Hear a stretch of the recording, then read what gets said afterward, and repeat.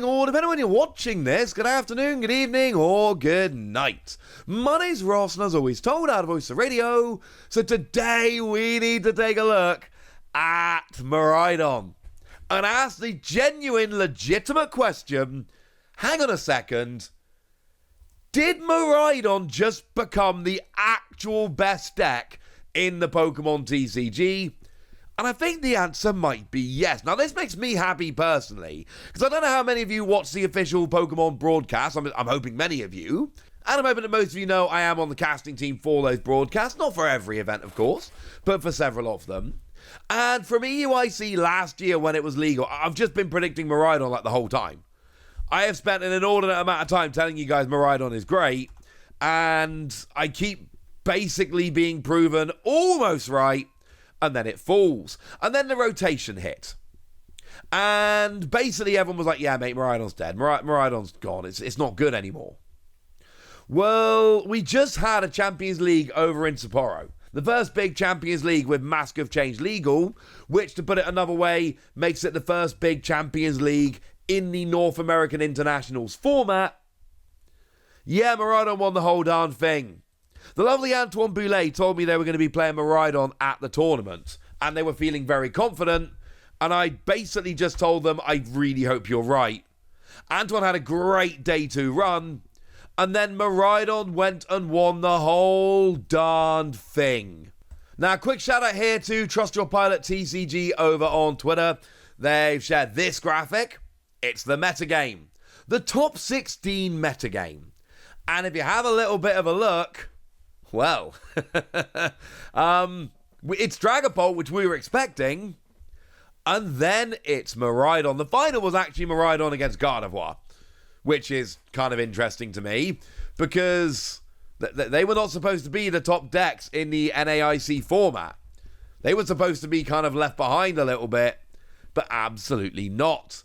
So what has Miraidon done to be so gosh darn good moving into NAIC?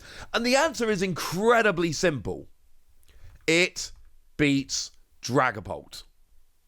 Simple as that. It absolutely feasts on Dragapult. Oh, for what it's worth, it's pretty gosh darn good into Charizard as well. And that's a very good thing. And Antoine had a great run in day 1, and then told me that they didn't hit enough Dragapult and Charizard in day 2. And then that kind of explains it. It is great into those decks. And here's the thing. When we saw the rotation, the reason why we all kind of thought Miraidon wasn't going to be good enough post-rotation, or most people did, is because we lost Flaffy. Which meant energy acceleration-wise, Miraidon all of a sudden became, well, I think the polite way to put it is a little bit of a liability. All of a sudden it wasn't good enough in terms of accelerating energy. Because the only real energy acceleration you've got at that point is Electric Generator. And that's basically it. You need to play Electric Generator to get extra energy onto the field, and that's basically your option. Get Electric Generator, hope you hit some energy off there, and then run out of steam and lose. That was how Miraidon was seen. But check out your first couple of turns against something like a Dragapult, for instance. You should be faster than your opponent. Obviously, Miraidon has got the ridiculous tandem unit ability, which gets all your Pokemon out. So you can basically cherry pick your bench. And then if you can hit, let's say you go first, you need to hit 1 energy off Electric Generator in 2 turns. If you go second, it depends what you're attacking with. With Miraidon, you need 2 energy off Electro Generator. But something like a Raikou, for instance, you just need to hit a single energy off 1 Electric Generator, and then all of a sudden you're attacking turn 1, going second. And this is very, very big because that's Dreepy territory. Go second, take out a Dreepy immediately. Your opponent's already a prize down, that's a bit of a problem. But you're trying to build up to a turn 2 Iron Hands. You're trying to get enough energy on the board fast enough that you can amp you very much on turn 2. Now, that's asking quite a lot, admittedly. You've got to hit your energy, etc. You've got to be very fast, very consistent, all of that. We'll get to that in a minute. But if you can pull that off, well, then you're taking out a Dracloak on turn 2. Bearing in mind, Dracloak's got that great ability. Let's look at the top 2 cards of your deck. 1 in your hand, 1 back to your deck. And it's a great draw engine, but it means you often want to go through Dracloak. which means you're manually evolving up into a stage 2, which makes you a little bit slower, which gives Iron Hands a chance to take out a Drakcloak. It's now 2 turns. You've taken 3 prizes. And then, at some point, your opponent's going to get a Dragapult out. 320 HP, no weakness. That's a little bit of a pain. Yes, it is. But the thing is, you've got an answer for that. Your answer is Raichu.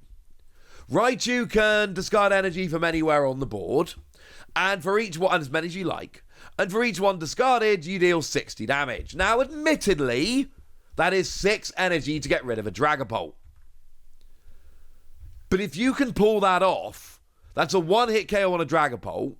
You've hopefully taken 5 prizes, and then, something like a Raikou is going to take your last prize. Because at this point, you've kind of wrecked your opponent's setup. They've probably not got very much going on, and you're quite far ahead in the game. Yeah. But Miraidon seems pretty gosh darn legit. If that works, and look, Anton was not the only good Miraidon in the tournament this weekend. Antoine and the person that won the whole darn thing were not the only good Miraidon in the tournament this weekend. There are plenty of Miraidon doing very, very well. Oh, and as a side note, do remember you are hitting weakness on Lugia, which is another very good deck, made top 4 at the weekend. So, hitting for weakness on Lugia also not a bad little bonus. Lugia is a top deck right now, and obviously you're hitting weakness into that. And if you're beating Dragapult and you're beating Lugia and you're probably beating Charizard, you're already beating a large portion of the metagame. And you're probably feeling pretty good about yourself. Iron Hands has never not been good, because the extra prizes is ridiculous. Raichu to KO basically anything you might need to KO. Raikou was a good low energy attacker. Miraidon to get all of your Pokemon out. It just works very, very nicely indeed. Big fan. But consistency becomes a big issue here, and there's a bunch of cards you want to be playing. Like the new Tatsugiri. The new Tatsugiri is a very, very good card. If it's in the active, you look at the top 6 cards of your deck, find a supporter card, put it in your hand. I'm using the artwork rare because it's the only English print we've seen. And this just gives you a lot more consistency. This is a deck that doesn't have the mid-game flaffy anymore. So you basically need to get rolling, and you need to try and make sure that you keep rolling. You need to get your energy down, and you need to try and make sure that you hit electric generators early and often. Something like Tatsugiri is going to help. But you've also got Mew EX from 151. You draw until you've got 3 cards in your hand, but you can also copy and attack. And there's going to be a bunch of Pokemon out there. Basically, any Pokemon that can KO themselves, Mew is going to be good there. Decent draw power, good attack, which allows you to, counter particular decks. But again, you've got extra draw here. So you've got Tatsugiri and you've got Mew. This is looking good. Yes, I know I'm just at the moment telling you about Pokemon that cannot be searched with Miraidon. I apologize. But these cards are actually pretty important. Want to know some others? Squawkabilly. Discard your hand, draw 7 cards, only use it on your first turn. Again, you need explosive starts with this deck. The goal of this deck is, I am going first and I am set up before you've really had time to think. Or I'm going second. It doesn't matter really. As long as I'm set up before you've had time to think, Squawkabilly's going to help. And obviously your Radiant Pokemon of choice here is going to be Greninja, because it's extra draw power. You're not playing water energy, you're not attacking with Greninja, that is not the point, it's never been the point in Miraidon. What you are able to do is draw extra cards, and that is going to be pretty gosh darn good. It's going to help you out. So yeah, you need Greninja. That is your A-spec of choice. And then hopefully your deck is consistent enough, you get up, you get rolling. Yes, you're going to be playing Forest Seal Stone here, so that you can search for any card. And you got Raichu and you got Raikou. So either of those are Pokemon V that give you access to Forest Seal Stone. Lets you search for any card. It's often, I'll be honest with you, it's often going to end up being another electric generator. But it can be whatever you want. But, extra electric generator early doors, that seems pretty good to me. You're going to be playing Bravery Charm, because it gives you extra HP on your basic Pokemon. It's an entirely basic deck, incidentally, and like I say, you're struggling a bit for energy. So the idea that you could potentially stay alive a little bit longer, use Bravery Charm to survive, and then not have to immediately, constantly get more Pokemon out with more energy, give yourself an extra little bit of breathing room with a little bit of extra HP. That is what Bravery Charm's here for, and it works quite nicely. And your ace spec here kind of has to be Prime Catcher. That's what it was in the winning deck. That is what I would expect it to be here. I think maybe you've got a better idea. Maybe there are other things to do, but you're trying to be fast. You're trying to take out your opponent before they've even really got going. So being able to use Prime Catcher to take out prime target really does seem like a very, very good option. Along those lines, you're also probably playing a full 4 copies of Boss's Orders. Gusting is going to be big.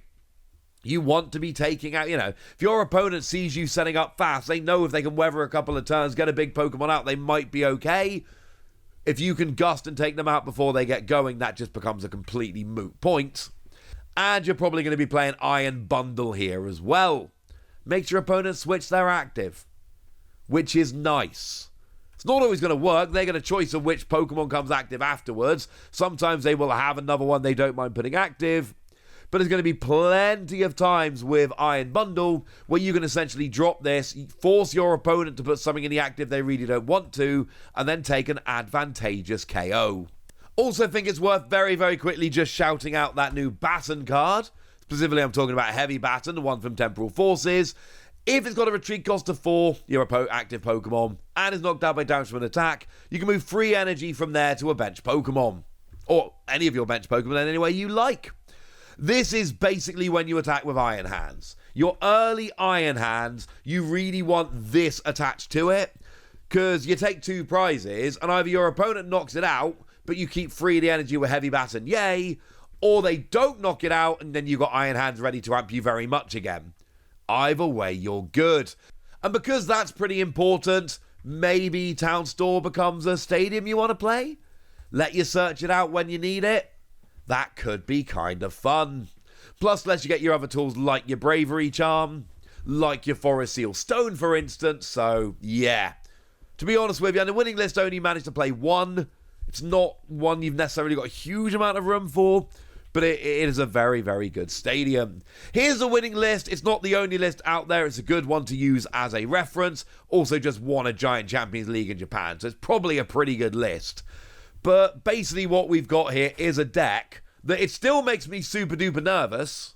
Not consistency-wise. Consistency, you are fine. Look at the top right-hand corner. Look at all those Pokemon. But energy-wise, you've got Electric Generator and a bunch of energy-hungry Pokemon, and then you don't have anything else. But between your Heavy Baton and just your speed, seems like it's probably going to be all right. And it means that post-NAIC, I can keep predicting Miraidon to win, like I have been for well over a year now. So yay! Right, there we go. That's Miraidon, and now it's over to you guys. Tell me what you think about this. Tell me if you think it's a phenomenal deck. Tell me if you think it's overrated. Go nuts in the comment section, but be nice! And then make sure you like this video, subscribe to this channel, follow me on Twitter at TheWasi. That's where we talk about Pokemon and a whole bunch of other card games. And please do consider checking out patreon.com/PTCG Radio, where you can support the channel, get some bonus podcasts and all kinds of fun things. And get shoutouts on the channel, like the lovely Uncle Pokepeter, who's been a supporter of ours for a while now and is a very lovely person. So shout out to them for the support and the loveliness. But by far the most important thing as always, look after yourselves till next time, would ya? Thank you very much for watching. My name's Ross, and you've been watching PTCG Radio.